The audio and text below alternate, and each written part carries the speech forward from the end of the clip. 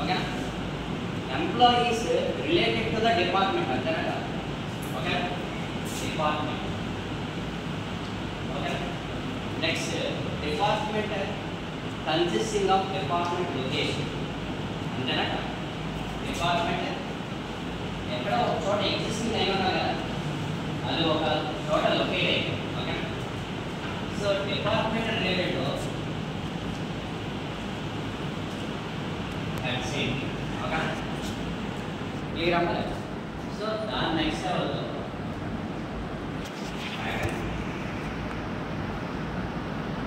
లెవెల్లో subjects.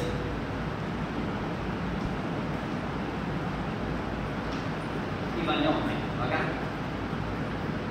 Employee ID.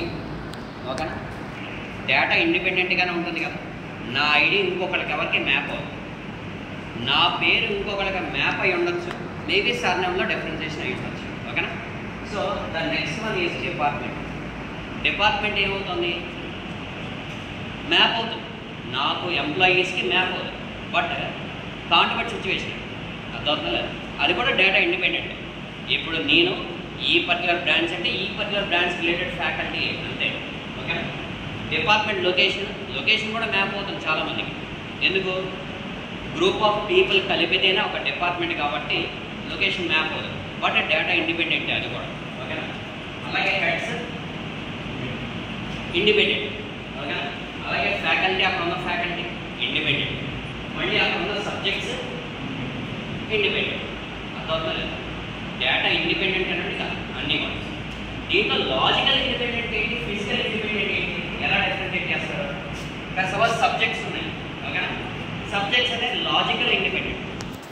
ఈ faculty దీంట్లో ఎక్స్పెక్ట్ చేసిన, ఈ ఫ్యాకల్టీ దీంట్లో ఎక్స్పెక్ట్ చేసిన లాజికల్ థింకింగ్ అంటే లాజికల్ డేటా ఇండిపెండెంట్.